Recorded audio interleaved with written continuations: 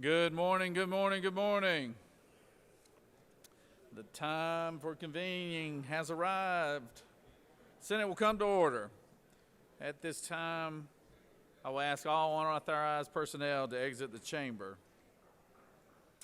I recognize the senator from the 28th. The reading of the journal.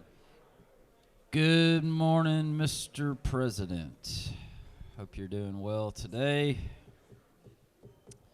Got a little sports trivia for you today. All right. In 2015, the Atlanta Hawks set a new NBA monthly win record as they moved to 17-0 in January. So I think we're a little bit off from that this year, but maybe we can have a good February. Today is Backwards Day, Eat Brussels Sprouts Day, and Scotch Tape Day, in case you were wondering. We got a great lineup of pages this morning, a good crew, so I'm proud of you senators for promoting this great program back in your districts. Out of my hometown, Noonan, Georgia, we have Worth Smith. Worth, wave. In fact, his grandfather's with us, Commissioner John Rodelbach, up there in the balcony. Out of Gainesville, Georgia, we got Wyatt Elliott. Out of Valdosta, home of my daddy, we have Lane Smith.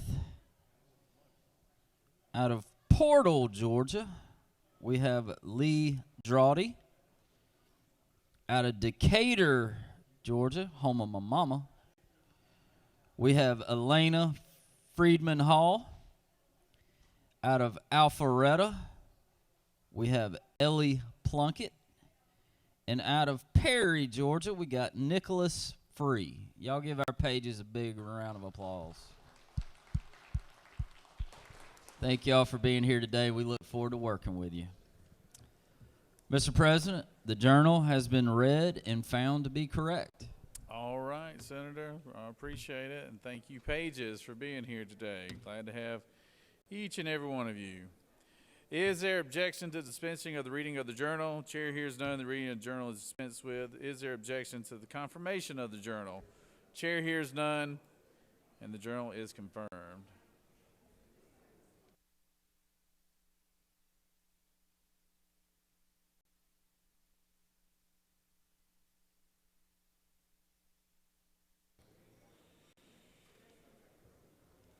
All senators who have bills and resolutions to introduce, please bring them to the Secretary's desk at this time. First reading and references of Senate bills and resolutions. Mr. Secretary. Senate Bill 426 by Senator Tillery of the 19th and others, a bill to be entitled an act to amend Title 40 of the OCGA relating to motor vehicles and traffic so as to revise requirements. Judiciary. Senate Bill 427 by Senator Tillery of the 19th and others, a bill to be entitled an act to amend Titles 10 and 26 of the OCGA relating to commerce and trade in food, Judiciary. drugs. Senate Bill 428 by Senator Tillery of the 19th and others, a bill to be entitled an act to amend Title 51 of the OCGA relating to tort. Senate Bill 429 by Senator Dolezal of the 27th and others, a bill to be entitled an act to amend Titles 28, 31, and 50 of the OCGA relating to General Assembly Regulated health. industries. Senate Bill 430 by Senator Dolezal of the 27th and others, a bill to be entitled an act to amend Chapter 16. Economic development. Senate Bill 431 by Senator Tillery of the 19th and others, a bill to be entitled an act to amend Article 5 of Chapter. Regulated industries. Senate Bill 432 by Senator Harrell of the 40th and others, a bill to be entitled an act to amend Part 15 of Article 6 of Chapter 2. Education and youth. Senate Bill 433 by Senators Cowser of the 46th and others, a bill to be entitled an act to amend Article 1. Regulated industries. Senate Bill 434 by Senator Burns of the 23rd, a bill to be entitled an act to create a Board of Elections and Registration for Glasscock County to provide for its powers and duties. State and local government. Senate Bill 435 by Senator Ginn of the 47th and others, a bill to be entitled an act to amend Regulated Title. industries. Senate Resolution 527 by Senator Payne of the 54th and others, a resolution creating the Senate Study Committee on Veterans, Mental Health, and Housing and for other purposes. Rules. Senate Resolution 533 by Senator Ginn of the 47th and others, a resolution proposing an amendment to the Constitution so as to... Regulated industries. That completes the order, Mr. President. First reading and references of House bills and resolutions. House Bill 884 by Representative Alexander of the 66th and others, a bill to be entitled an act to amend Code Section 1562 of the OCGA relating to... Judiciary. House Bill 906 by Representative Yura of the 152nd and others, a bill to be entitled an act to amend Code Section 1562. Judiciary. That completes the order, Mr. President. Secretary will read reports of standing committee. Mr. President, the Senate Committee on Children and Family has had under consideration the following legislation and has instructed me to report the same back to the Senate with the following recommendation: that Senate Resolution 471 do pass, Senate Resolution 474 do pass, and Senate Bill 387 do pass. Respectfully submitted, Senator Kirkpatrick of the 32nd District Chairman. Mr. President, the Senate Committee on Education and Youth has had under consideration the following legislation and has instructed me to report the same back to the Senate with the following recommendation: that Senate Bill 405 do pass. Respectfully submitted, Senator Dixon of the 45th District Chairman.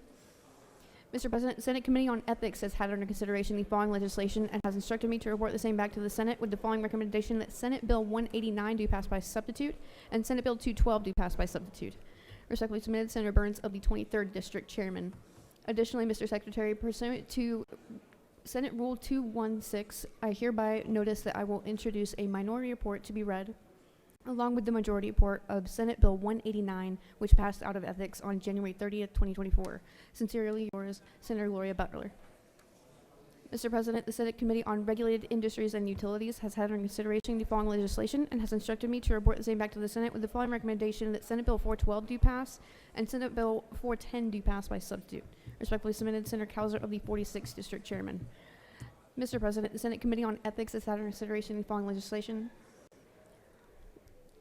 That completes the order, Mr. President. Secretary will read bills and resolutions for the second time. Senate Bill 344 by Senator Ana Bitarte of the 31st and others, sales and use taxes, firearms, ammunition, gun safes, and related accessories during an 11-day period each year exempt. Senate Bill 377 by Senator Tillery of the 19th and others, courts and social services, licensing of qualified residential treatment programs provide. Senate Bill 378 by Senator Harbin of the 16th and others, trafficking of persons, increased sentences for persons convicted of trafficking a minor or a developmentally disabled person for sexual servitude provide. Senate Bill 386 by Senator Dixon of the 45th and others, state government regulation and taxation of sports betting in the state authorized and provide. Senate Bill 396 by Senator Halpern of the 39th and others, economic development, Georgia statewide music office create. That completes the order, Mr. President. It is now time for the morning roll call. Are there any motions to excuse? Recognize Senator from the 33rd. Thank you, Mr. President, and good morning, y'all. I ask for unanimous consent to excuse the senators from the 39th, 35th, and 38th for business outside the Capitol. Without objection, the senators from the 39th, 35th, and 38th will be excused. Recognize the senator from the 45th. Thank you, Mr. President. I ask for unanimous consent to excuse the senator from the 54th for business inside the Capitol. Without objection, the senator from the 45th will be excused. Recognize the senator from the 6th. Thank you, Mr. President. Unanimous consent to excuse the senators from the 2nd, the 5th, and the 10th. And the 14th. Without objections, the senator from the 2nd, the 5th, the 10th, and the 14th will be excused. Recognize the senator from the 49th. Thank you, Mr. President. I ask to excuse the senator from the 50th for business inside the Capitol. I'm sorry, Senator, I didn't hear you. What'd you say? The senator from the 50th for business inside the Capitol. 50th. Without objection, the senator from the 50th will be excused. Any other motions to excuse? Secretary will call the roll. Senator, signify your presence by voting the yea switch. Secretary, unlock the machine.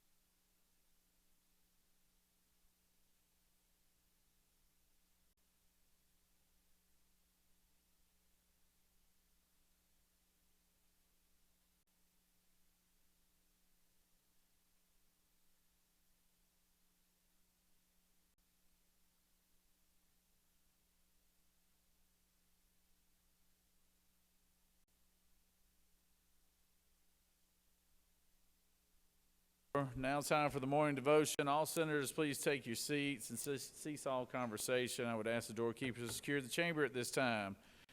I now recognize our good friend from Southeast Georgia, good senator from the 23rd, and leading us in our pledge and introducing our pastor of the day. Senator? Thank you, Mr. President. If you will join me, colleagues, for the pledge. I pledge allegiance to the flag of the United States of America and to the republic for which it stands, one nation, under God, indivisible, with liberty and justice for all. And to the Georgia flag. Pledge allegiance to the Georgia flag for the principles which it stands, wisdom, justice, moderation, and courage. Thank you, colleagues. It is my pleasure this morning to introduce to you a great friend and colleague from Sylvania, Georgia. We have with us today the Reverend Dorsey Atkinson. Dorsey is a pastor of the First United Methodist Church in Sylvania, but he grew up in North Carolina and went to NC State. So we don't hold that against him, okay? But he came to Georgia in the textile industry, working for Forsman across Georgia, primarily in the Dublin, Milledgeville, Tifton, and Louisville area, working for Fieldcrest Cannon, but then responded to a call to the ministry and became a minister in United Methodist Church. He went to Ashbury Seminary, has a master's degree in divinity, and as an ordained minister. And I would suggest to you that one of the most unique things about Reverend Atkinson is he was the boat church preacher. So he led a boat church ministry on Lake Blackshear for the United Methodist Church. And perhaps he'll share with you some stories. But he was known as the boat church preacher. Now, in Sylvania and the Bullock County area, he's simply referred to as Preacher Man. Preacher Man. He was the founding pastor of the Life Spring Church in Bullock County. He's been in the ministry for over 15 years, 20 years. He'll probably tell us more. He's currently the chairman of the board of directors for the Open Heart Community Mission in Bullock County, which is a rescue ministry. He serves as the president of the Sylvania Rotary Club, and he's a board member of the Congregational Development for the South Georgia Conference of the United Methodist Church. He's joined here today by his beautiful wife, Jody, and we're grateful to have with us today the Reverend Dorsey Atkinson. Please listen to his kind words.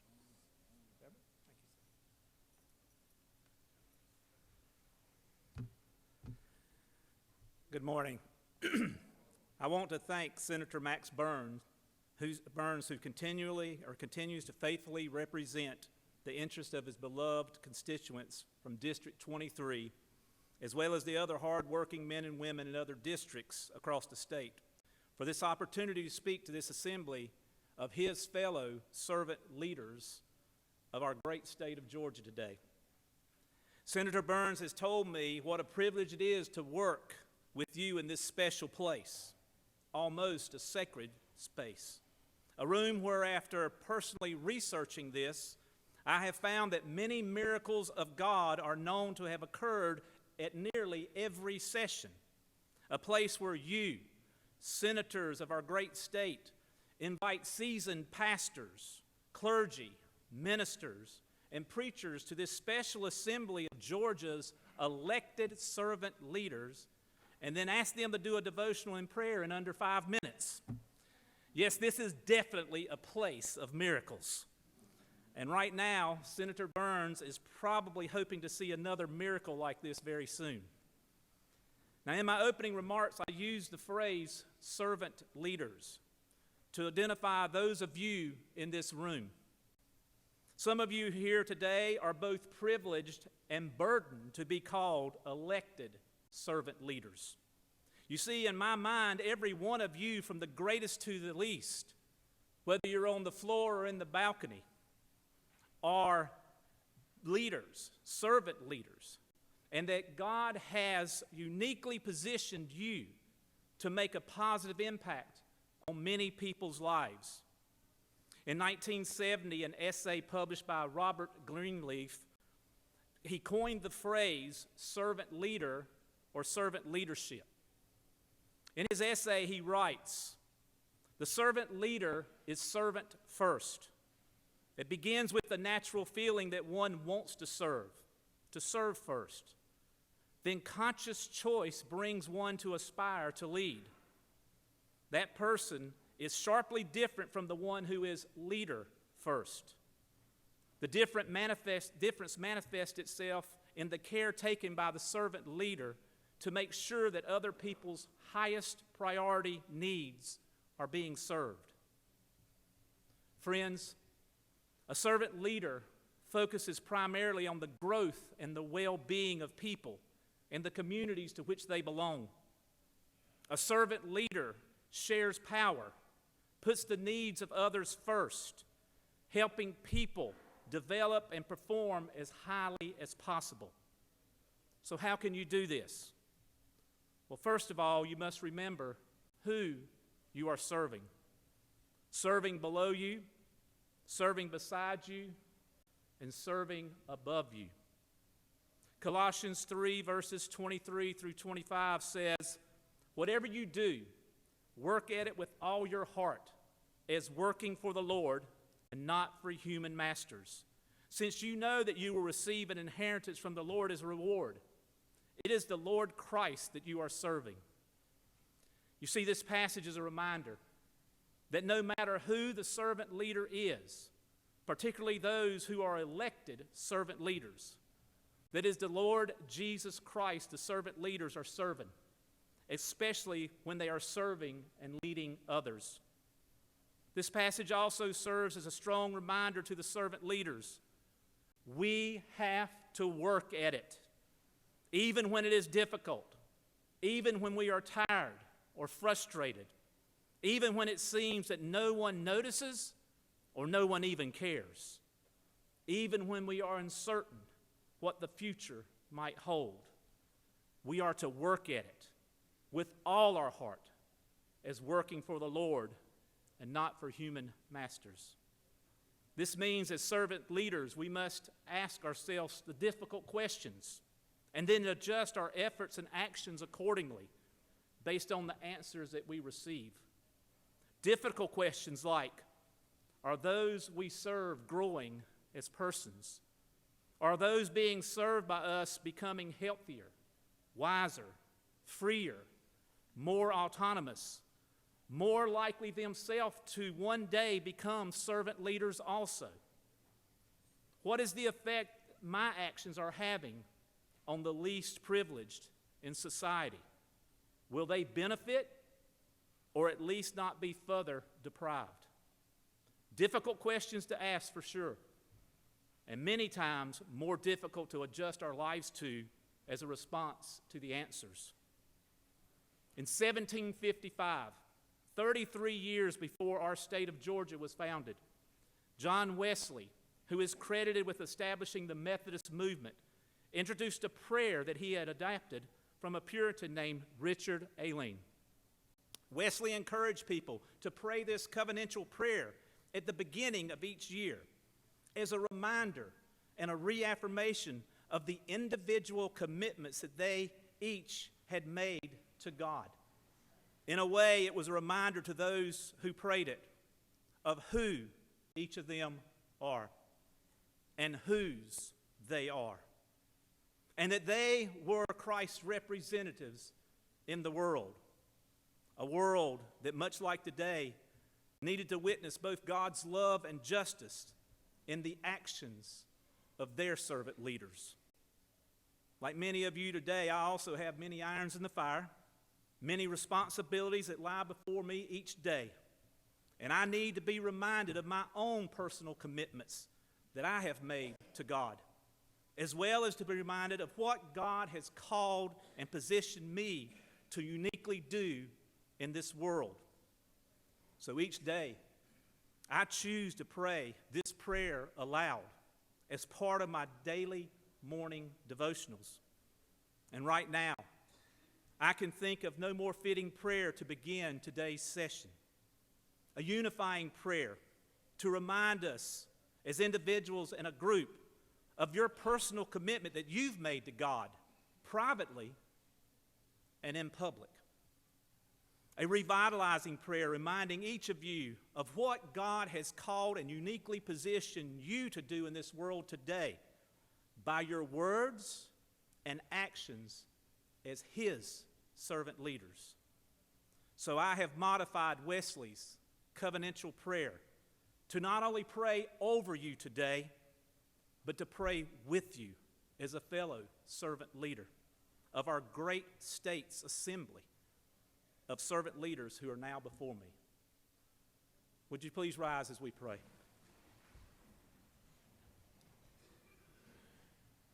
Heavenly Father, we are no longer our own, but yours. Put us to what you will. Rank us with whom you will.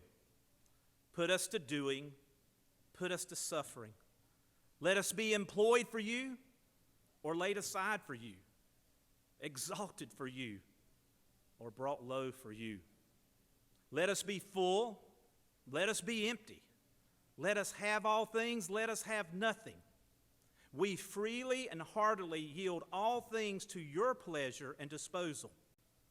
And now, O glorious and blessed God, Father, Son, and Holy Spirit, you are ours, and we are yours. So be it. And the covenant which we have made on earth, let it be ratified in heaven. Amen.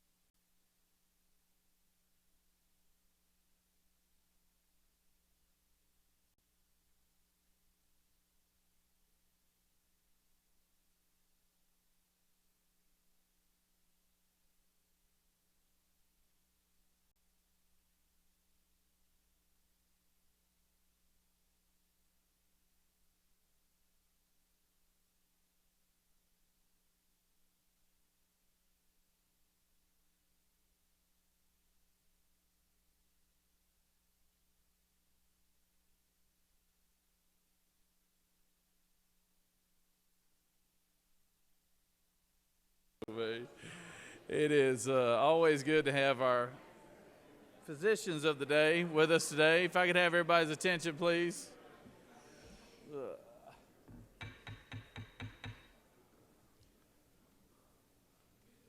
That will get your attention right there now, Senator. That suit right there. That looks good. Good, always good to have our physicians here today, and we've got two young ladies here from Augusta, and I want to recognize our senator from the 19th to introduce our docs of the day.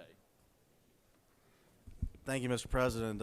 Members of the Senate, it's my pleasure to introduce Dr. Champa Woodham, a professor in the Division of Maternal Fetal Medicine at the Medical College of Georgia and a director of the Regional Prenatal Center at Augusta University, to our body this morning. She'll serve as our doctor of the day downstairs. Dr. Champa, as we call her, received her bachelor's degree from Emory in 2001. She then went to Emory University School of Medicine, completed her MD, and remained at Emory to finish her internship and residency in the Department of Obstetrics and Gynecology in 2009. Dr. Woodham went on to complete a fellowship in maternal fetal medicine at the University of North Carolina at Chapel Hill. She is board certified in OB-GYN and maternal fetal medicine. You will see that our body has spent much time recently trying to increase fellowships in maternal fetal medicine, as there are very few, maybe 12. In the state, only one other. In the Southeast, one, and only one other in the state. Definitely a much needed field as we work to tackle issues concerning maternal health, and Dr. Champa is at the forefront. She has with her today one of the third-year residents, Dr. Summers, who's originally from Massachusetts. We're using our residency program. As you know, we funded and overfunded over the past few years to try to drag her and help her understand that it's a lot better to live in the peach state than a frozen tundra. Again, Dr. Champa, we thank you for coming here today, and turn the mic over to you.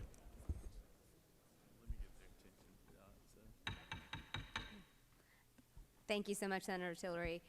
Hopefully you can see me. I don't know if the front row can. I'm on my tippy toes. So it's so great to be here, and I just want to thank all of you for all the work that you do and for the support that you have provided for us to start our high-risk OB fellowship. That means a lot, and I'm glad that I get to share this opportunity with one of my residents. I think this is a great learning opportunity. Thank you all for everything that you do, and we hope we don't have to see you at the Med Aid station, but if you need our help, we will be there. Thank you.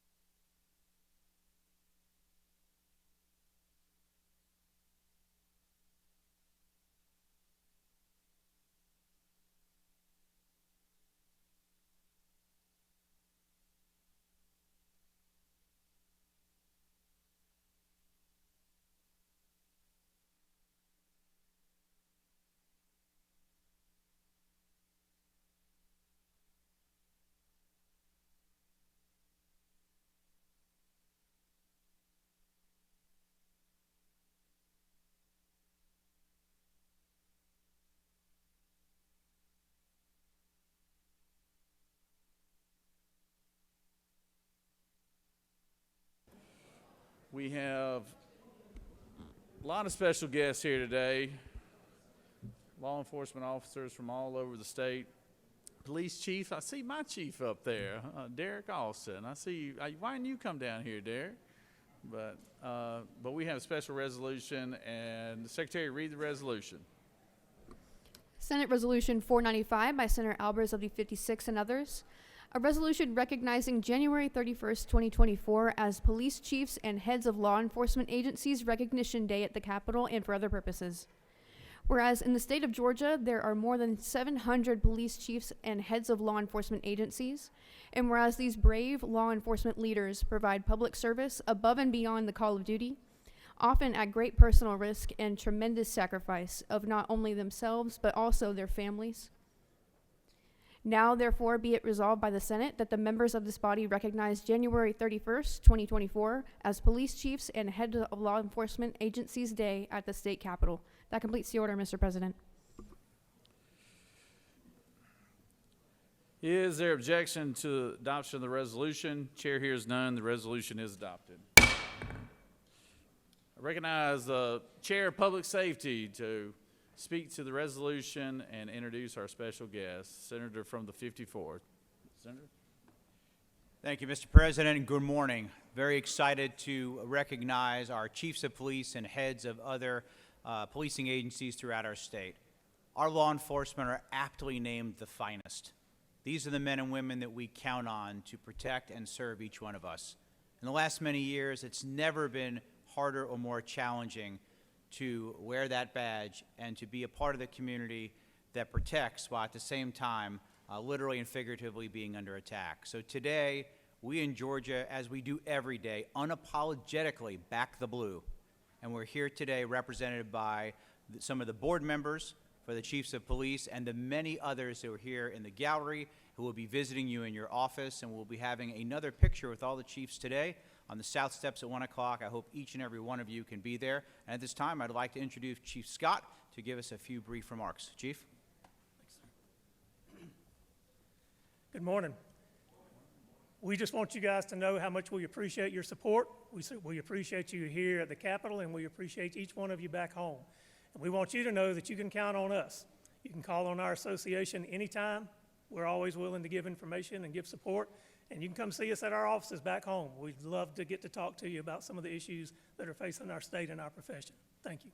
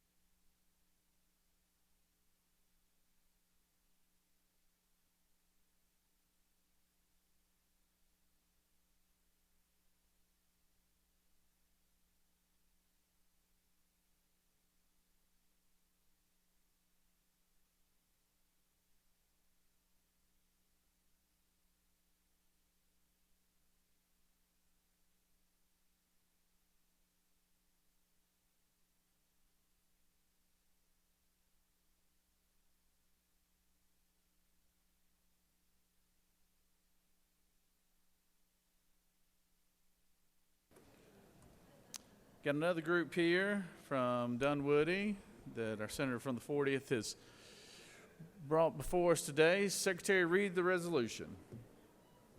Senate Resolution 496 by Senators Harrell of the 40th and others. A resolution recognizing and commending Dunwoody Police Chief William J. Billy Grogan as Georgia's 2023 to 2024 Outstanding Police Chief of the Year and for other purposes. Whereas Dunwoody Police Chief Billy Grogan is highly regarded by its citizens of his community and state and by local government officials as a person of unquestioned integrity, humility, and dedication to the sound principles of law enforcement.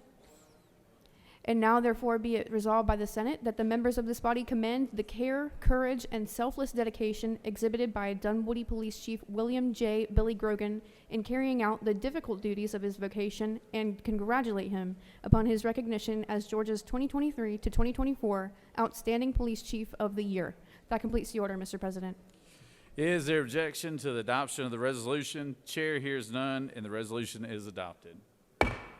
I recognize the senator from the 40th to speak to the resolution. Thank you, Mr. President. It is my honor this morning to recognize Chief Billy Grogan as the 2023 to 24 Outstanding Police Chief of the Year. It was probably the best decision back in 2008 when Dunwoody was a new city that we stole the chief from Marietta and brought him over to the new city of Dunwoody in 2008, where he has served for the entire time of the life of Dunwoody so far. I have never heard a bad word about Chief Grogan because he has served with care, courage, and selfless dedication. It is my pleasure to introduce Chief Billy Grogan.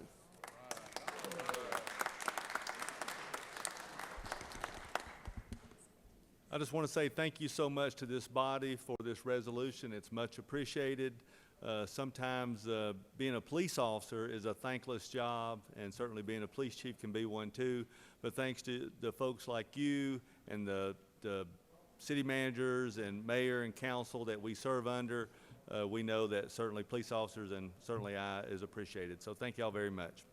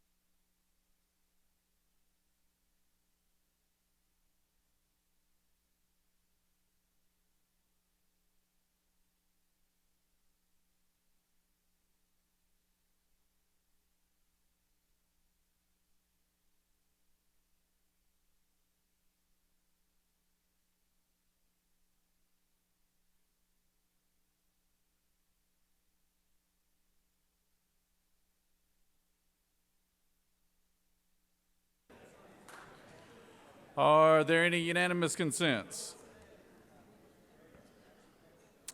Does any senator wish to rise on a point of personal privilege? I recognize a senator from the 6th on a point of personal privilege.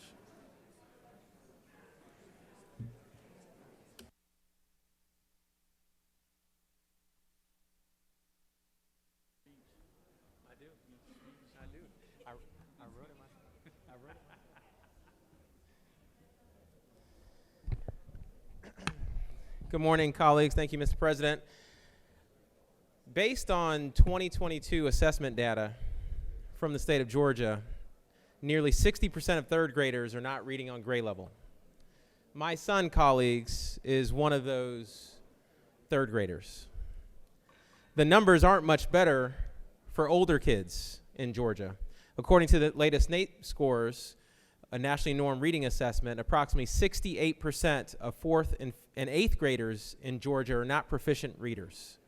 Many of these children, including my son, have dyslexia. In fact, about 20% of school children have dyslexia. Colleagues, today is the Dyslexia Day at the Capitol. And I want to spend a few minutes talking about my personal experience as a parent with this disorder. For years, I thought dyslexia was a fairly narrow learning disorder. Essentially, you flip your letters and your numbers. which makes it a little challenging to read. This myth is what contributed to my wife and I missing clear signs of the disorder in our very own son.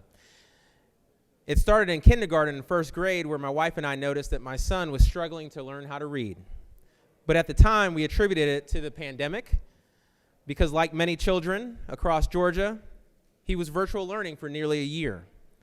We also figured that he would catch up since he was the youngest in his class, and he's a boy, and boys tend to be slow learners. But by the second grade, we became worried when, after some additional support, like tutoring, he continued to struggle and was well below the national average on his reading assessments. It simply did not make sense.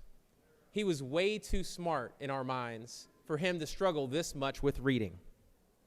My wife and I decided to get more intensive tutoring from the speech school, the Atlanta Speech School, which meant that he needed to be evaluated by a clinician.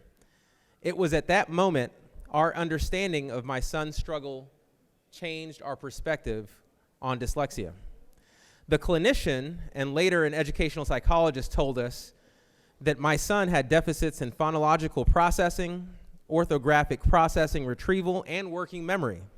Some of which, by the way, I struggle with myself, but that's a story for another day.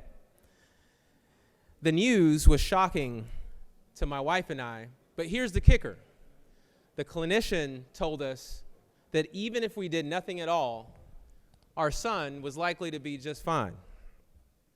However, his confidence and enjoyment of school were significantly at risk because he was going to have to work twice as hard as other kids to do the same amount of learning academically. That broke our heart. And it immediately had me thinking about all of the kids that go through our school systems each and every day, whether they're private school or public school, that have not been diagnosed or treated for dyslexia. As a result, they are at increased risks for disruptive behavior, not fulfilling their full potential, or even worse, dropping out of school. How many of our students, colleagues, could we have saved had we known that they had dyslexia? Here's the good news. We can fix Georgia's literacy problem and do it without forcing every parent across the state to pay thousands of dollars and spend hours getting their children evaluated. We could also save them from having to spend thousands of dollars in private school instruction, especially with many of these schools having massive wait lists. Given the lack of capacity to diagnose and provide private school seats to address the sheer number of students that need services, we have to systematically change the public school system where 90% of Georgia's students are enrolled. Here are a few things that we have to work on, colleagues. First, we have to change our curriculum in K through 12 education to align with the science of reading. It may surprise you, but kids today are not learning how to read the same way that you learned how to read. We have to go back to that. We also have to tweak some supports that we provide students, including smaller class sizes and retention for students that continue to struggle to read so they could receive more intensive supports. We need to change the way the university system teaches our teachers how to teach kids how to read, because they are also using curriculum that is not aligned with the science of reading. And we need to make sure that our parents and our school systems are equipped with early warning tools and assessments. And this body has already taken steps towards making sure that that's a reality, but we have to make sure that we provide the quality and the resources needed to make those tools effective. And most importantly, we have to engage our parents. Parents are an important piece of this puzzle, and when they get assessment results, we have to equip them with the knowledge and the know-how of what to do when their children are showing signs of a learning disorder. Colleagues, this is Georgia's most solvable crisis, but it's going to take resources and a sustained investment at every level, from the state to local school boards. I look forward to working with each one of you to advance this cause. Georgia's children are counting on us. I yield the well.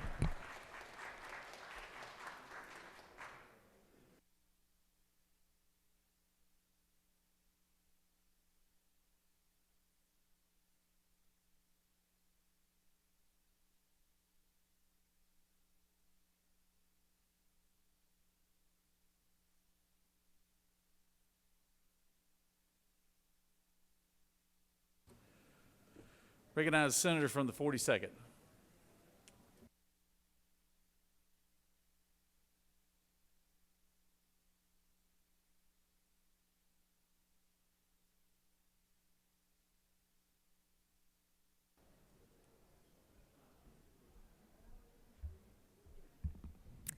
Thank you, Mr. President. Good morning, colleagues. I rise today on Dyslexia Day at the Capitol to recognize the many people with this disability. Let's also recognize all the people who provide training and support for dyslexia, including all of you right here in this chamber. Everyone with dyslexia deserves the opportunities and resources to succeed. Dyslexia affects 1 in every 10 Georgians. There's no link, as we were just hearing from the senator from the 6th, between dyslexia and intelligence. It is simply a condition that makes it hard for people to learn how to read because their brains are wired differently. Today, I'm feeling more hopeful about this and tackling our crisis in literacy than I did a year ago. We are on the road to making sure that every child learns to read. We can screen every child for dyslexia, and we can make sure our educators use proven methods to get kids reading. Let's take a moment to recognize those who have put us this far down this path. There are many advocates from Decoding Dyslexia here with us today, and I thank all of you for your steadfast advocacy on behalf of Georgians who have been diagnosed with dyslexia, those who struggle with reading, and for helping ensure that all of our children can read efficiently. Thank you so much.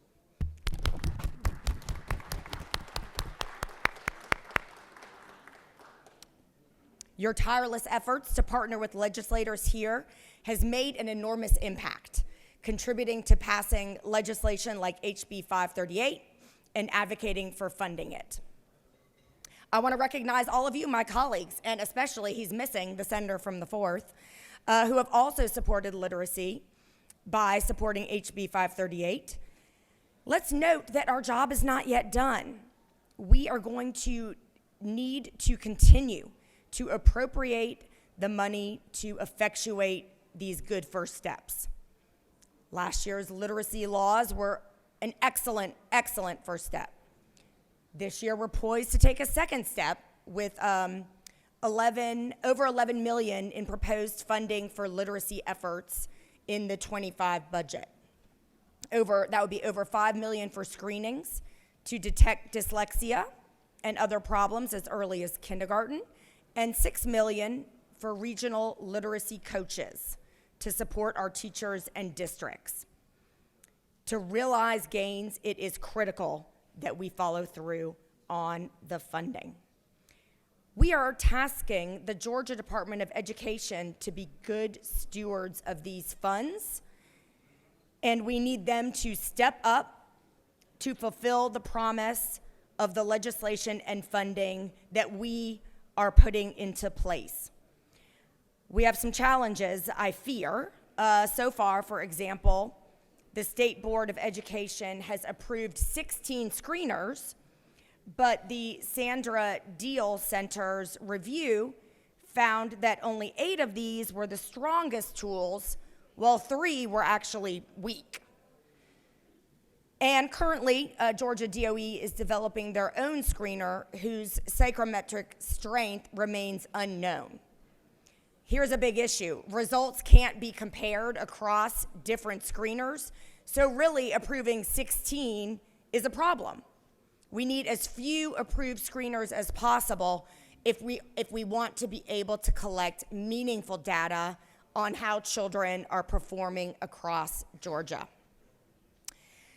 These tools, without the professionals to implement them, also would be useless, and we know that literacy coaches are a key to success here.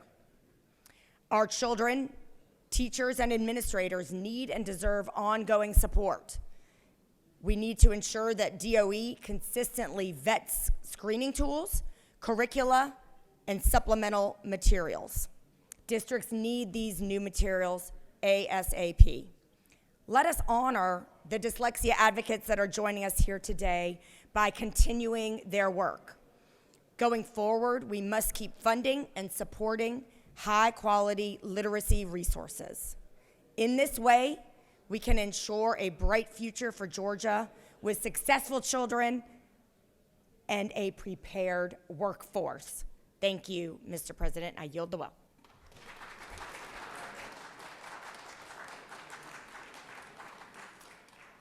Thank you, Senator. Recognize the senator from the 53rd, please.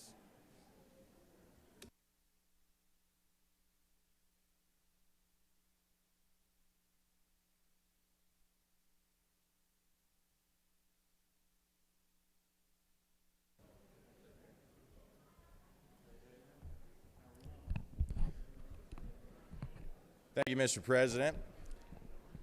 I come to the well on a point of personal privilege today to share my experience of what happened to me yesterday. A whistleblower reached out to my office and said, I've got something mighty disturbing going on at the Atlanta airport. He was a worker at the Atlanta airport. He said on Mondays and Tuesday nights between about 7 and 11 o'clock at night, he said illegals, immigrants, come into the Atlanta airport. He said they bring them right through the domestic terminal. He said, I think you should come out and take a look. So yesterday I did. I went to the Atlanta airport and I showed up at that domestic terminal, and he said they'll be clear as day. They'll be walking right out. I waited for about 2.5 hours. I looked at every single person coming out, and I only saw 1 or 2 people that you might suspect as being an illegal immigrant. And finally the whistleblower comes over to me and he says, Senator, you're looking in the wrong place.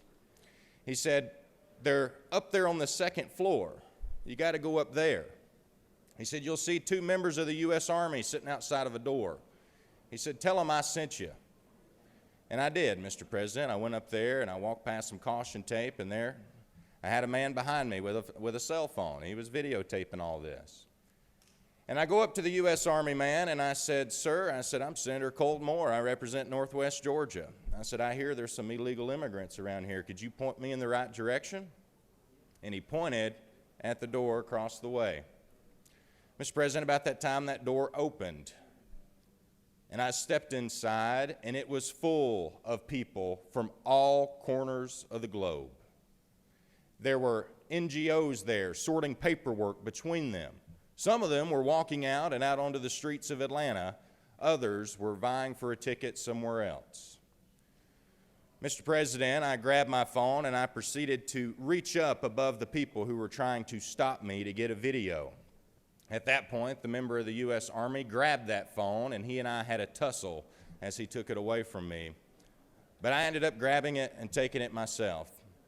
Video footage, Mr. President, of a president of the United States, who I call King Biden, allowing human traffickers and using the United States Army to protect them as they are being transported through our airport.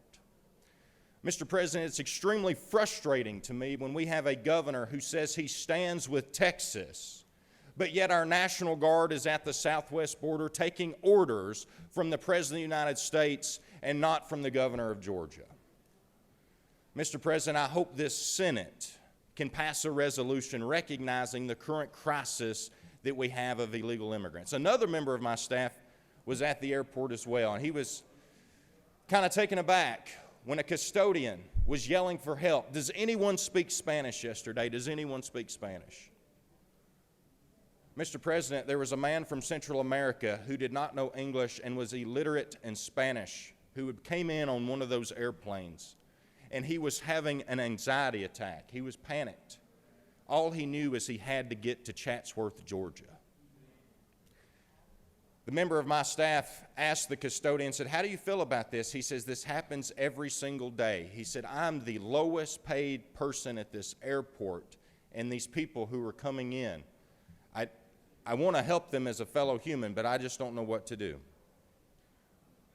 The crisis is under our nose, Mr. President, and I hope that even this Senate will find the courage to maybe grant the Government Oversight Committee subpoena power, because I think there's a lot of people at that airport that ought to be subpoenaed by this Senate, this Republican-controlled Senate, and get some answers to the human trafficking that's right under our nose.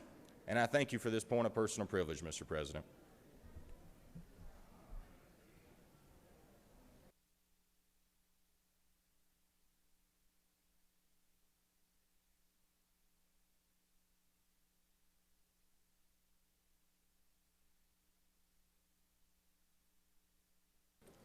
Recognize the senator from the 29th.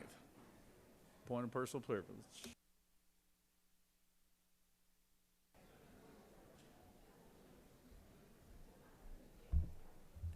Thank you, Mr. President. Colleagues, I rise today for a subject matter that I know y'all are used to hearing me talk about, and that is crime. And a few weeks ago, or excuse me, a week before last, I had the opportunity to enter into that long list of victims here in the city of Atlanta. Met my wife out for dinner, parked my truck, which all of you are familiar with, especially the senator from the 22nd. He parks next to me in the garage. It's hard to hide that truck. I parked it out there, and my wife and I met my wife there. We went inside, had dinner, came out, noticed my gym bag was on the ground, and the rear side window of my truck was shattered. I felt a little angry, not too bad, because I knew there wasn't a whole lot in my truck, and the things that were in my truck were something that the average thief would not be interested in. Number one, my gym bag. Usually people that work out a lot don't go around breaking into people's vehicles. But I called 911 because my wife was in the parking lot with me, and it immediately went to voicemail, which I understand. I hung up, called back, did the same thing again, hung up a third time, just held my phone, and 911 here called me. And when I answered, it immediately put me back into voicemail. So I hit the button because it was a non-emergency call. I was not going to type 911 with a non-emergency call. I knew there was no substantial evidence that could be gathered out there beyond a video camera that would lead to the apprehension of whoever broke in my truck. Criminal trespass, if you will. There was no firearm in my truck. There was no anything of substantial value in my truck. My tennis shoes were a size 11, so I assumed they were either a size 10 or a size 12, and they didn't want those. But I'm a lucky person because I called my insurance company, told them what had happened. The next morning, I drove my truck to the parking deck and parked in my parking place next to the senator from the 22nd. The glass company showed up, went into the parking deck and replaced my window, and because it was below my deductible, I paid them the $400 for the window. I can do all of that. A lot of citizens can't. The police chief of Atlanta has done an incredible job of lowering some of the violent crime rates. The city of Atlanta has done a great job pushing forward with the Public Safety Training Center to train law enforcement officers and firefighters and paramedics and all this other stuff. Good. They're doing a great job. I'm proud of them. Good for them. What we have to remember is while the murder rate goes down and while the rape cases may drop, we have to remember that every time a vehicle is broken into or a car is stolen, and please look at the numbers, a lot of vehicles are stolen in Atlanta. That number is not going down.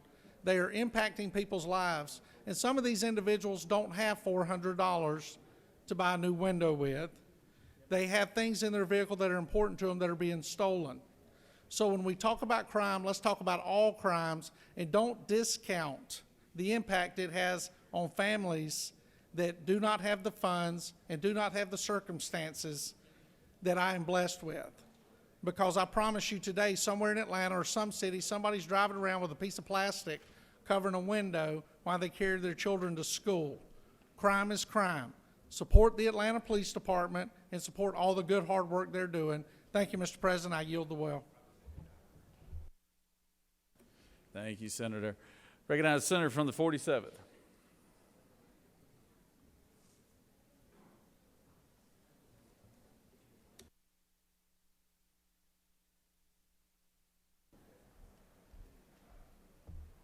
Thank you, Mr. President. Ladies and gentlemen, I want to rise to help some of my friends that are going to be Bulldogs. They all wearing blue shirts today, but they're fixing to be Bulldogs. I know they all are because they're leaders in Jackson County. If I could, I'm going to ask all of our youth leadership in Jackson County to rise up in our balcony here. and I want to ask my friends to give them a round of applause. These are outstanding high school students in Jackson County. I want to welcome them to the Capitol. It's a great day to have you all here, and I hope you enjoy the rest of your day. Thank you much for coming.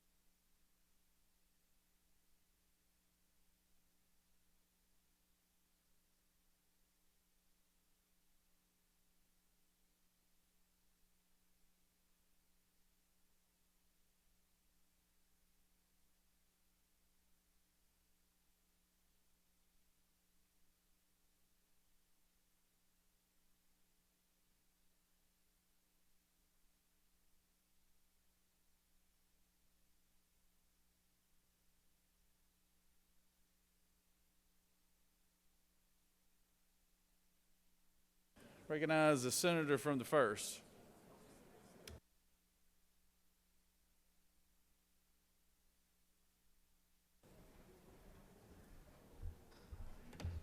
Thank you, Mr. President. Let me just start this off with oyster roast and seafood boil.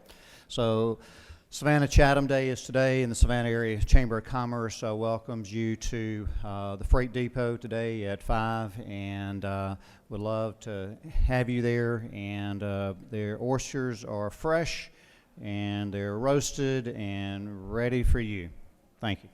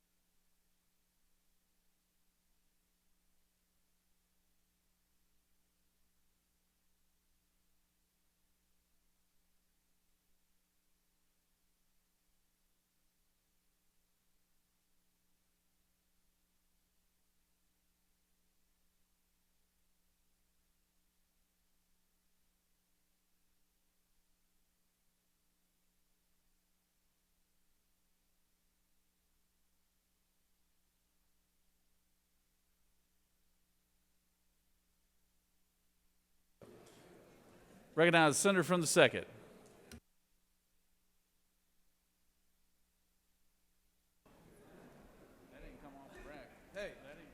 Know that, baby. Thank you, Mr. President. And I have a two-part point of personal privilege this morning. I have the outstanding folks from Hunt Army Airfield and Fort Stewart here with us today. We have our garrison commander of Hunt Army Airfield, our garrison commander from Fort Stewart, all of the 3rd Infantry Division, Rock of the Marne, here with us today. I want to make sure I recognize them. As you know, having Hunt Army Airfield, which is in my district, is an exciting opportunity, and we're excited just to have them here with us today. And my second point of personal privilege, Mr. President, is I want to remind my colleagues when we discuss and talk about immigration, what the scriptures say in Leviticus chapter 19, beginning at verse number 33. It says, when a foreigner resides among you in your land, do not mistreat them. The foreigner residing among you must be treated as your native born. Love them as yourself, for you were foreigners in Egypt. I am the Lord your God. Thank you, Mr. President. I yield the well.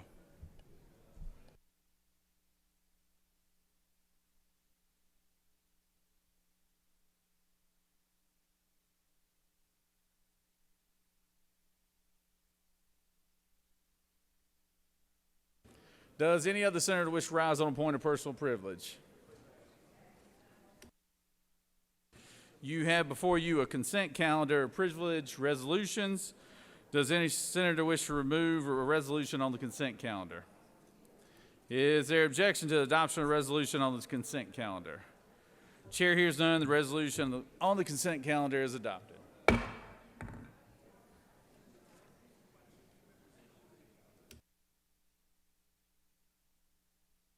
yeah. Are there any motions to withdraw or commit?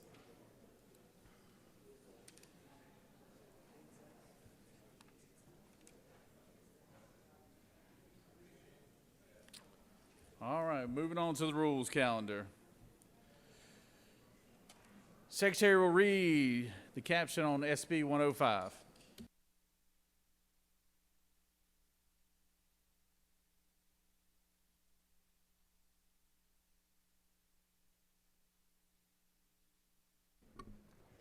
Senate Bill 105, a bill by Senator Walker of the 20th and others. A bill to be entitled an act to amend Code Section 474101 of the OCGA relating to retirement benefits payable upon normal, early, or delayed retirement in the public school employees' retirement system, so as to revise the minimum and maximum allowable benefit multiplier for current and future retirees and for other purposes. The Senate Committee on Retirement recommends that this bill do pass. Respectfully submitted, Senator Williams of the 25th District Chairman. Additionally, there is an actuarial investigation attached. That completes the order, Mr. President.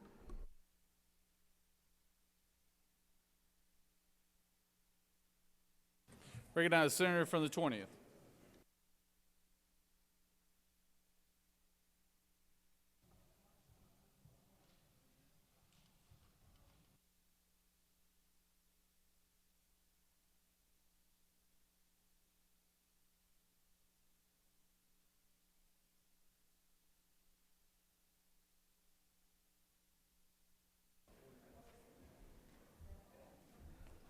Thank you, Mr. President. I brought a prop with me this morning. Senator Jackson did so good with her props yesterday, so I've got a school bus with me, and you'll understand why in a minute, I think. The state of Georgia has made great strides in supporting our educators and recognizing the value of our educators. We've given them historic pay raises, and to the extent that we now lead, I believe, the Southeast in average teacher pay, which I know we're all very, very proud of that. But there's a group of people that keep our schools running, keep our children safe, keep them fed, keep them warm in the winter and cool in the summer, keep the schools clean and sanitized.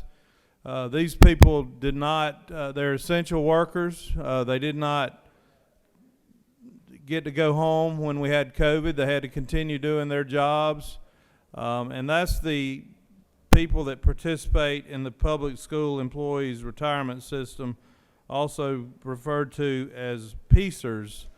So I'm talking about your school bus drivers, your cafeteria workers, your custodians, and your maintenance personnel. And I'm here today to talk to you about their retirement program. We've got a number of retirement programs in Georgia. The biggest one we have is the teachers' retirement system, which you all are very familiar with. The state participates in funding that. In fact, generally we have to put $300, $400, $200 million into that program annually. The local school districts also fund that, as well as the teachers themselves. And it's a very good program and very good way to attract and retain teachers. Over 200,000 people are in that program, I'm told. Then we have the employee retirement system, ERS, which is for state employees. That's about 52,000 people, active members of that program. But a smaller program is the public school employees retirement system, which has about 32,000 people. And that is where your non-certified employees in the school system get their retirement.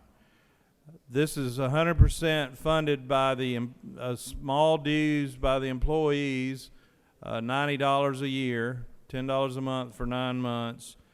And the rest of the funding comes from the state of Georgia. The local school districts do not participate in funding this at all.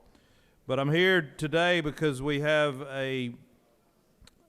currently, if you were retired before August of 2012, the multiplier for your retirement is $14.75 per year of service. So you get $14.75 times 20 years of service, about $300 a month retirement. There have been some very modest COLAs over the years, so it would be a little bit more than that. People that retired after August of 2012, the multiplier is currently $16.50. Again, these are the essential workers that keep our schools running.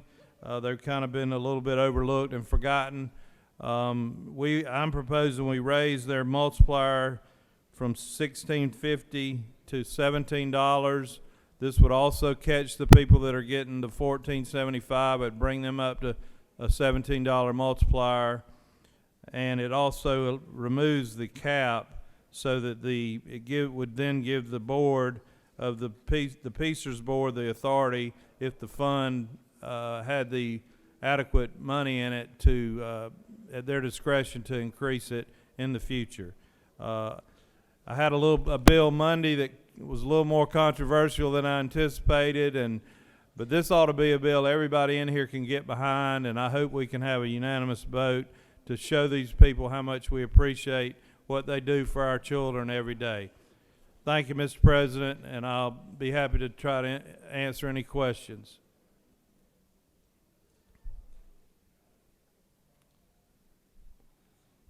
As you all, some I forgot to mention, retirement bills take 2 years, so you have to introduce them in the first year of a biennial, then you get an actuarial study during the interim, and then you come back and vote it in the committee with the figures. So the committee's reviewed the actuarial study. It does have a fiscal impact to the state. The initial impact is $5.6 million, and then an estimated future impact of about $5.2 million annually after that. So now I'll be happy to answer any questions. You do have a couple of questions, Senator. I recognize the senator from the 33rd for a question. Thank you, Mr. President. Does the senator yield? Yes, sir. Basically, sir, you're just increasing the multiplier of the retirement to support essential school workers, and this bill is not dealing with hairstyles like yours or mine, right? That's correct, Senator. Very good. Recognize the senator from the 51st. Thank you. Mr. President, will the senator yield? Yes, sir. I think you may have covered this, but I missed it. This covers school bus employees, also cafeteria workers, and other non-certified employees of the local school system, correct? Yes, sir.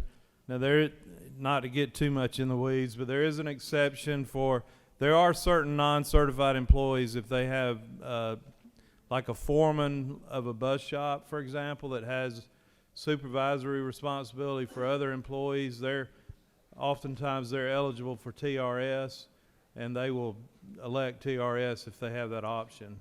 Thank you. Will you further yield? Yes, sir. Can you give an example of a bus driver that's driven 30 years, what their retirement would be at the end of 30 years? So under the current 1650, you multiply 30 times 1650, that's 480, and then 495 a year, 495 a month retirement plus whatever COLAs they got. So it pretty much covers a power bill for a modest sized home, is that right? That's about it, yes, Thank you. sir. Thank you. Recognize the senator from the 4th. Mr. Chairman, I appreciate you so much bringing this bill. Were you aware that I was a school bus driver for 2 years in college? I was not. Yes, sir, I was. And I appreciate you doing that. And they deserve every bit they get. These people really take this job seriously, and they're very professional about it. Thank you for bringing this bill to us. Well, I'm proud to get to bring it. I do want to recognize our chairman that has been supportive of the chairman of the retirement committee, from our undertaker friend. He's been very supportive, and then the prior chairman of the committee too, and it did pass unanimously out of our committee. So thank you, sir. You have no further questions. Thank you, Mr. President. I hope we can get a unanimous vote on this to show our appreciation for these hard-working Georgians. Thank you. Thank you, Senator. Does any other senator wish to speak for or against the measure? Chair hears none. Is there objection to the previous question being ordered? Chair hears none. The previous question is ordered. Is there objection to agreeing to the report of the committee which is favorable to the passage of the bill? Chair hears none, and the report of the committee is agreed to. Is there objection to the main question being ordered? Chair hears none. The main question is ordered. The question is on the passage of the bill. All those in favor vote yea. All opposed, nay. Secretary will unlock machine.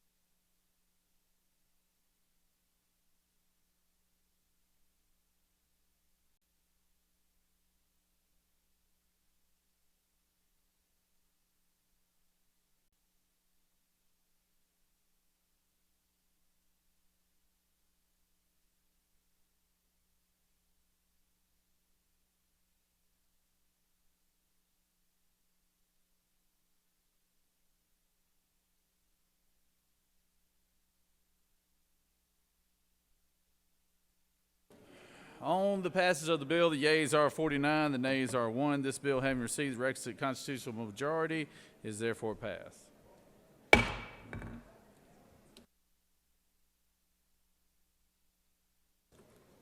Senator from the 41st, for what purpose do you rise? Thank you, Mr. President. I'm asking for unanimous consent to excuse the senator from the 34th. Without objection, the senator from the 34th is excused.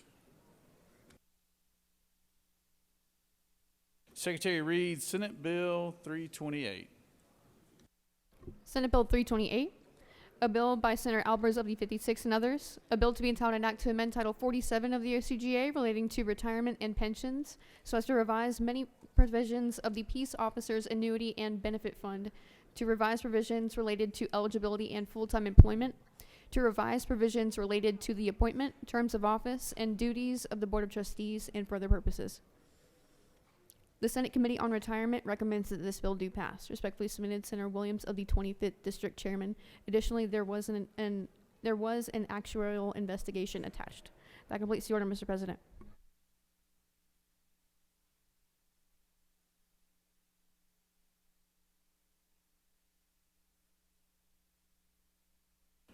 Recognize the senator from the 56th.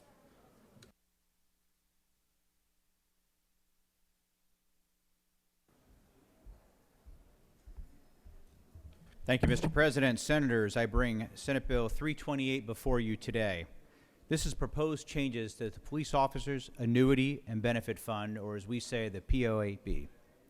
This is going to improve the benefits for the members, update certain administrative areas, and have a membership dues increase agreed to by the fund. This fund is led by none other than our very own Homer Bryson, who's in the gallery, who served this state for decades in numerous capacities and has been a true leader and continues to do that in his job leading the POAB. Administrative changes include providing a more concise definition for peace officer that is more in line with a post-definition, police officer standards and training. Should be noted this does not change any eligibility by a member of the fund Another change is also the definition of full-time employment, again, tracking from consistency with post. Other changes include adopting job titles and duties, board powers and duties, and the application process. This bill proposes several amendments. The 5-year waiting period and matching years of service requirement, including buybacks, is removed, and the amount now time you can buy back is from 5 to 7 years. You'll be able to buy back more in the day that you originally joined the fund, and additionally, purchase time will be counted toward vesting when it currently is not. Cost of buyback time will be calculated at a full actuarial cost. To help with the shortage of police officers, which each one of us is quite familiar with, the proposed bill will allow members who have vested after 30 years in the fund, regardless of age, to remain employed in public safety and receive their POA benefit pension, similar to what we did in years past for our teachers.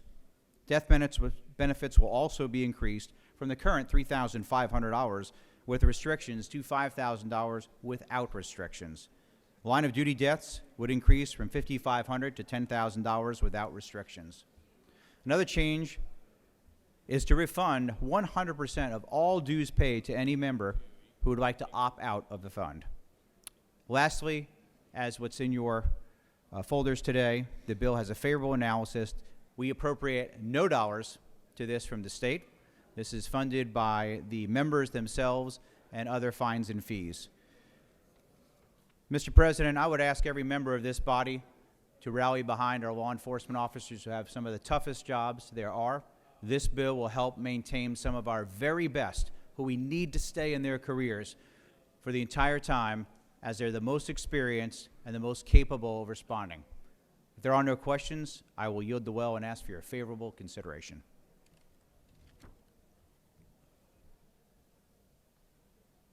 You do have a few questions, Senator. Recognize the senator from the 29th.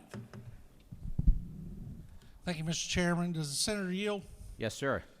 Senator, this is is it not true this is a volunteer pension program that rank and file law enforcement officers can pay into from their check post-tax in order to buy this benefit?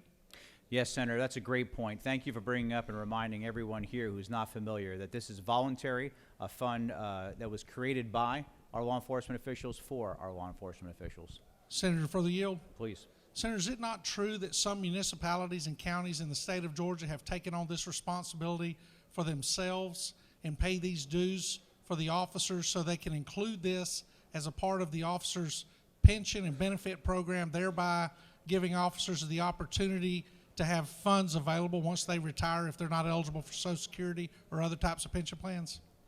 Yes, that's absolutely correct, and it is my hope, and I know you and I have worked together on this, that every single local government will do that on behalf of the men and women who are serving them in law enforcement. Thank you for carrying this, Senator. Thank you. Recognize the senator from the 25th. Thank you, Mr. President. Does the gentleman yield? Yes, Senator. Isn't it true that most peace officers in Georgia are having to work 2 jobs just to make ends meet? Yes, that is unfortunately true with the low pay and the difficult challenge of the job. Many need to work a second or even a third job to make ends meet. Isn't it time that we really look after our peace officers and try to do the right thing and help them every way we can? I couldn't agree more, Senator, and I believe this bill is one good step in that direction. Well, I appreciate your dedication to public safety and to the peace officers. As we go forward, is there a time limit on this? How soon can they start contributing to this retirement fund? They can start contributing day one when they're hired, as well as this case, we've increased buyback if they were not in the fund up to 7 years. And we are working on several other initiatives to figure out how we can increase that benefit to keep our finest, our men and women of law enforcement, in their careers for a full duration of their working lives. Now, this wouldn't interfere with any other retirement or IRA or anything else that they have? Not at all. This is additional and supplemental to help out with the hazards of their job and to be able to reward them to have a full, meaningful life after they've retired. Well, thank you very much for bringing this. Look forward to supporting it. Thank you for your service. Thank you, sir. Thank you.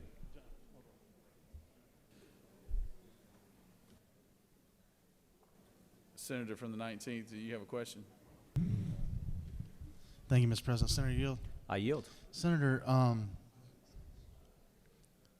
you discuss the revenue impact of this bill? I know you did already, but I just want to make sure that I understood it. Certainly, there's an increase in the dues from $25 to $35. With that increase, it comes back at about $1.7 million for a cost that's actually less than that. So there's actually going to be additional funds that are in the POAB. Again, it's been superbly managed and kept up to date, and that's why we've been over time being able to increase some of the COLAs that are given to those folks.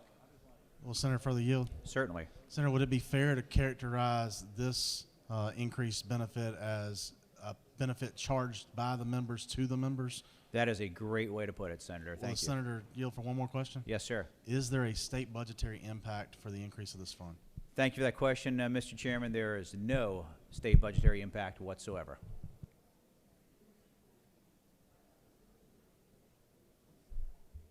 You have no more questions, sir. Thank you. I'd ask for your favorable consideration. I recognize the good senator from the 14th to speak to the bill.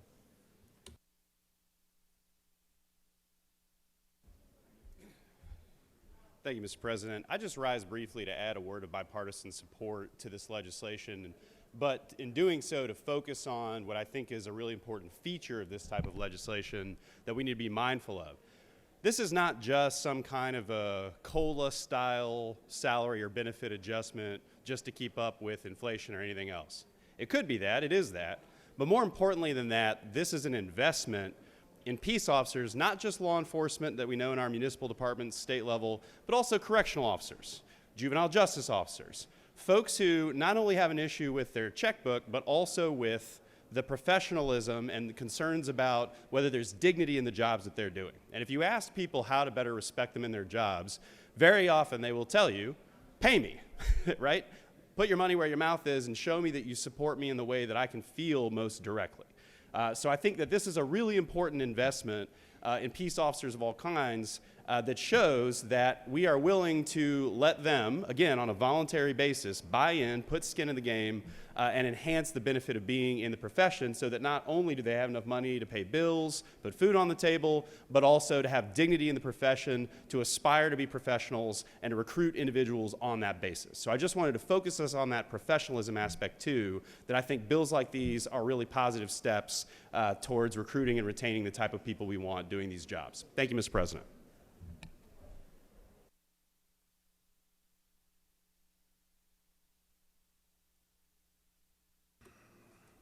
Does any other senator wish to speak for or against the measure? Chair hears none. Is there objection to the previous question being ordered? Chair hears none. The previous question is ordered. Is there objection to agreeing to the report of the committee which is favorable to the passage of the bill? Chair hears none. The report of the committee is agreed to. Is there objection to the main question being ordered? Chair hears none. The main question is ordered. The question is on the passage of the bill. All those in favor of the bill will vote yea. All opposed, nay. Secretary will unlock the machine.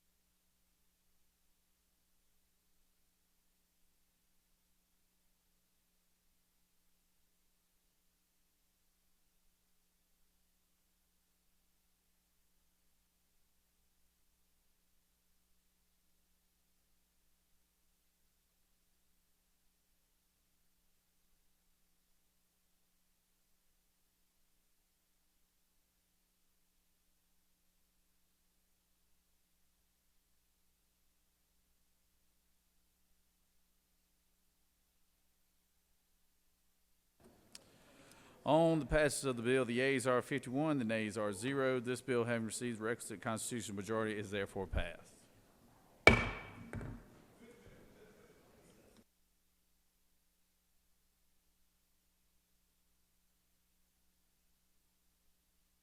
Secretary reads Senate Bill 335.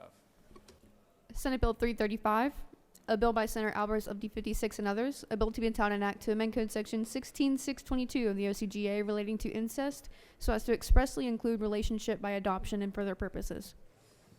The Senate Committee on Judiciary recommends that this bill do pass. Respectfully submitted, Senator Strickland of the 17th District Chairman. That completes the order, Mr. President.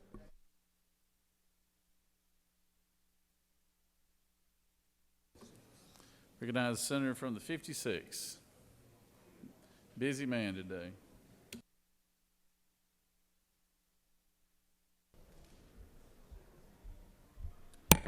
Thank you again, Mr. President. Today I bring before you Senate Bill 335, the Safeguarding Adopted Children from Sexual Violence Act. This is one of those bills that I'm sad that we have to bring before you and change the law because it has happened in our state. But I'm so grateful it was brought to me by one of our greatest district attorneys in the state representing the Blue Ridge Circuit in Cherokee County. And I'm glad to have her here today, standing next to the senator from the 32nd in the back, Susan Treadaway. We met with our delegation several times in discussing ways that we could better support everyone from law enforcement through the prosecution and the courts. And one of the issues that came up was making sure that the incest laws that we have today are in parity with adopted parents as they are with traditional blood or half-blood relatives.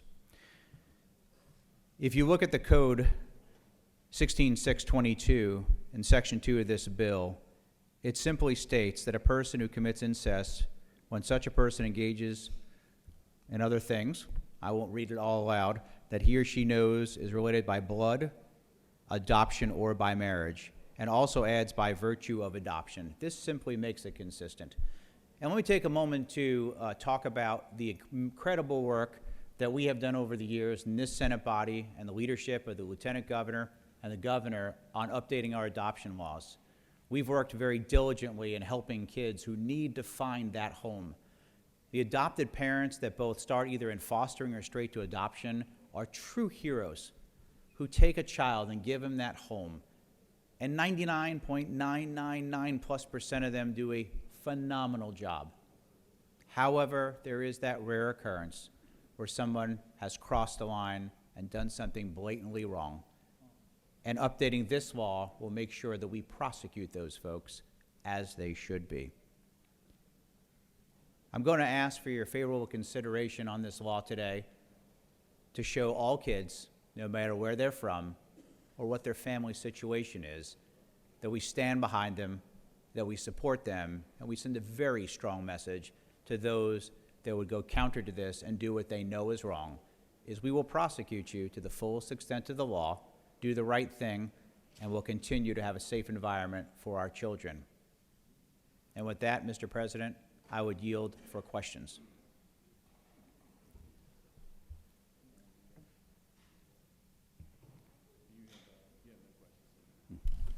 Thank you. I'd ask for your favorable consideration.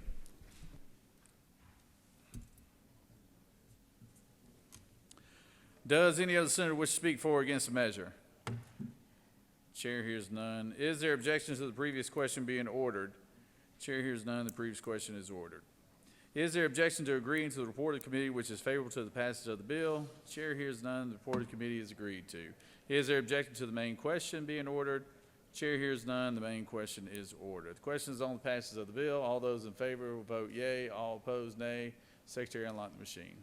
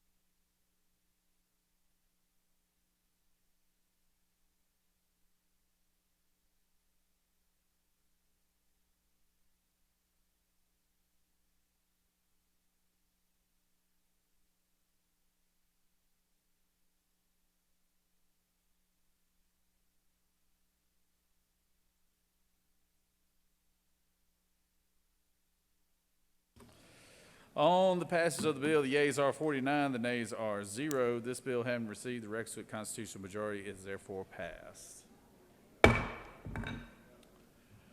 We're going to stand at ease for a little bit. We've got something we are working with the House on, and so we're going to stand at ease for a bit. We'll reconvene here about 12:15. So if you have any lunch plans, just postpone them for a little bit.